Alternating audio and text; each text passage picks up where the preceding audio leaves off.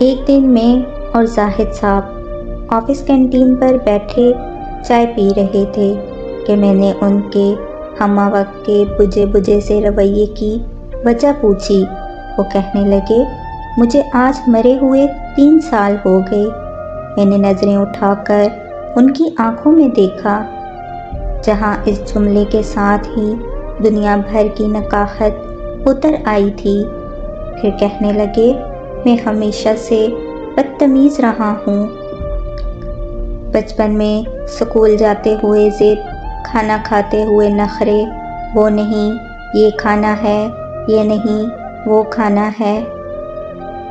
مجھے نہیں یاد کہ 5ویں کلاس تک میں نے اپنے ہاتھوں سے کھانا کھایا، کپڑے پہنے، نہایا یا جوتوں کے تسمے بند کیے ہوں۔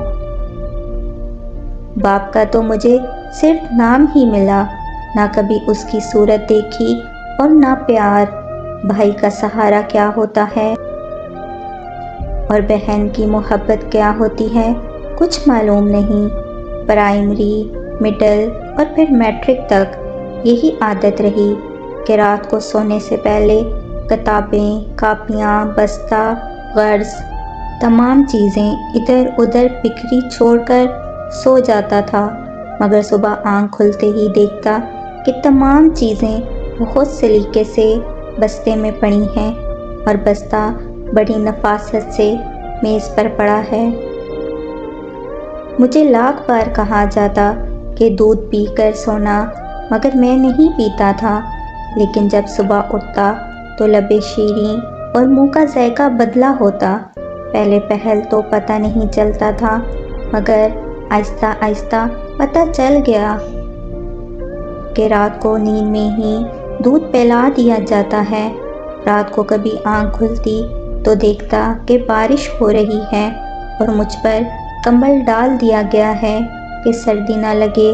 مجھے ہمیشہ گھر میں 2 ہی چیزوں سے چڑ رہی، ایک 11 سے 13 گھنٹے تک ہاتھ سے چلائی جانے والی سلائی مشین سے، اور دوسری روٹی کے کناروں سے کہ ان پر اکثر گھی لگنے سے رہ جاتا تھا، مگر روٹی کے وہ سوکھے ٹکڑے جو میں اتار دیتا تھا نہ تو کبھی گھر سے بائے فروخت ہوتے دیکھے اور نہ ہی کوڑا دان میں کبھی نظر آئے۔ اور جب بھی مجھے پیسے چاہیے ہوتے تو میں اسی سلائی مشین کا رخ کرتا جس سے مجھے چڑ تھی۔ جب بھی مجھے کبھی معمول سے ہٹ کر زیادہ پیسوں کی ضرورت ہوتی تو دیکھتا کہ گھر میں سلائی مشین کے چلنے کا دورانیہ 16 گھنٹے تک جا پہنچا ہے۔ مجھے یاد ہے کالج میں داخلے کے وقت مجھے 1500 روپے چاہیے تھے۔ میں نے گھر آ کر بتا دیا۔ اسی رات 2 بجے کے قریب میری آنکھ کھلی تو گھر کے برآمدے میں کچھ کھٹ پٹ ہوتی محسوس ہوئی۔ ذرا مزید غور کرنے پر یہ بھی محسوس ہوا کہ جیسے کوئی گھٹی گھٹی سسکیوں کے ساتھ رو رہا ہو۔ چپکے سے برآمدے میں جا کر دیکھا تو موٹے شیشے کا چشمہ لگائے میری ماں جانے کب سے مشین میں دھاگا ڈالنے کی مسلسل کوشش کر رہی ہے اور ساتھ ساتھ آنسو بھی گر رہے ہیں۔ میں نے پوچھا، کیا کر رہی ہے ماں؟ ماں نے چونک کر میری طرف دیکھا اور جلدی سے آنسو صاف کرتے ہوئے اور چہرے پر مسکراہٹ سجاتے ہوئے بالکل صاف آواز میں کہنے لگی، وہ سامنے والی سریا کے بھائی کی شادی ہے، تو اس نے کہا کہ صبح تک 2 سوٹ سلائی کر دو، اس لیے بیٹھی ہوں، لیکن دھاگا سوئی میں نہیں ڈل رہا۔ اس دن مجھے ماں کی حالت اور آنسو دیکھ کر احساس ہوا کہ مجھے کوئی چھوٹا موٹا کام کرنا چاہیے۔ میں مناسب کام بھی ڈھونڈتا رہا اور پڑھتا بھی رہا۔ ادھر ایف اے مکمل ہوا اور ادھر آفس میں کام مل گیا۔ میں نے گھر جا کر ماں کو بتایا تو وہ خوشی سے نہال ہو گئی۔ فوری شکر پارے لا کر محلے میں بانٹے۔ ایک دن میں کام سے گھر آ کر لیٹ گیا۔ تھوڑی تھکاوٹ ہو رہی تھی، پاؤں چارپائی سے لٹکائے ہی سو گیا۔